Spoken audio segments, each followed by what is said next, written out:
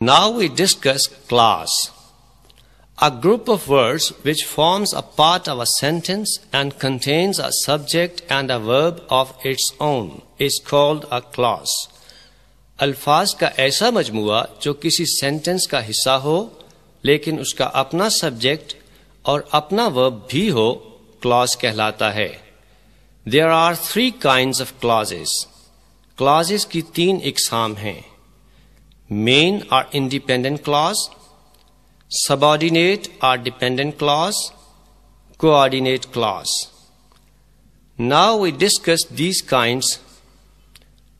Main or independent clause. An independent clause expresses a complete thought and it can work alone as a sentence. ایسی clause جو ایک مکمل خیال ظاہر کرے اور فکرے سے الگ بھی ایک سینٹنس کی طرح مکمل مفہوم ادا کرے مین اور انڈیپینڈنٹ کلاز کہلاتی ہے. ایگزامپلس دیکھیے. cocks crow when the sun rises. مرغ بانگ دیتے ہیں جب سورج طلوع ہوتا ہے. cocks crow الفاظ کا یہ مجموعہ ایک کلاز ہے کیونکہ اس کا اپنا سبجیکٹ اور اپنا ورب ہے. اگر اس کلاز کو سینٹنس سے الگ کر دیا جائے تو بھی یہ مکمل مفہوم ادا کرتی ہے اور ایک سینٹنس کی حیثیت رکھتی ہے. لہذا اسے مین اور انڈیپینڈنٹ کلاز کہتے ہیں. اسی طرح he has a chain which is made of gold. اس کے پاس ایک زنجیر ہے جو سونے کی بنی ہوئی ہے. he has a chain الفاظ کا یہ مجموعہ ایک کلاز ہے کیونکہ اس کا اپنا سبجیکٹ اور اپنا ورب ہے. اگر اس کلاز کو فکرے سے الگ کر لیا جائے تو یہ کلاز فکرے سے الگ بھی مکمل مفہوم ادا کرتی ہے اور ایک سینٹنس کی حیثیت رکھتی ہے. لہذا یہ مین اور انڈیپینڈنٹ کلاز ہے. Subordinate or dependent clause.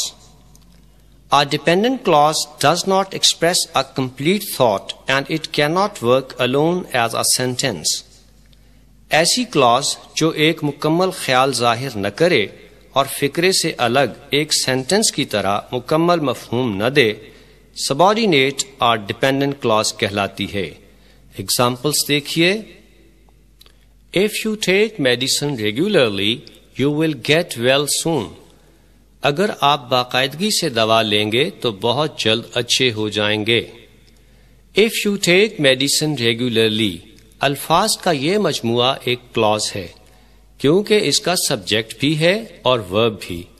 لیکن اگر الفاظ کے اس مجموعے کو فکرے سے الگ کر دیا جائے تو یہ ایک مکمل خیال ظاہر نہیں کرتا اور ایک سینٹنس کی حیثیت نہیں رکھتا. اس لیے اس کلاز کو سبارڈینیٹ اور ڈیپینڈنٹ کلاز کہتے ہیں.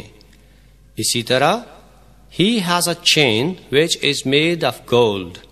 اس سینٹنس میں which is made of gold ایک ایسی کلاز ہے جو سینٹنس کے اندر تو معنی دیتی ہے لیکن سینٹنس سے باہر مکمل مفہوم ادا نہیں کرتی. اس لیے اسے سبارڈینیٹ اور ڈیپینڈنٹ کلاز کہتے ہیں. Coordinate clause. Two or more independent clauses of the same order or rank when found in a sentence are called coordinate clauses. Coordinate clauses can stand by themselves as simple sentences. جب ایک ہی نوعیت کی دو یا دو سے زیادہ independent clauses ایک sentence میں اکٹھی آئیں تو پھر کوآرڈینیٹ کلازز کہلاتی ہیں. ایگزامپلس دیکھیے. Dogs bark, lions roar. کتے بھونکتے ہیں, شیر دھاڑتے ہیں. ڈاگس bark اور lions roar دونوں ایک ہی نوعیت اور اہمیت کی انڈیپینڈنٹ کلازز ہیں اور اس سینٹنس میں چونکہ اکٹھی ہیں اس لیے اب انہیں کوآرڈینیٹ کلازز کہیں گے. اسی طرح I cannot see you in trouble because you are my friend. میں تمہیں مشکل میں نہیں دیکھ سکتا کیونکہ تم میرے دوست ہو. I cannot see you in trouble اور you are my friend دونوں ایک ہی نوعیت کی انڈیپینڈنٹ کلازز ہیں اور اس سینٹنس میں انہیں بیکاز سے جوڑا گیا ہے. چونکہ اس سینٹنس سے باہر دونوں الگ الگ ایک سینٹنس کی حیثیت رکھتی ہیں اور ایک سینٹنس کی طرح مکمل مفہوم ادا کرتی ہیں، اور اس سینٹنس میں چونکہ اکٹھی ہیں اس لیے اب یہ کوآرڈینیٹ کلازز کہلائیں گی۔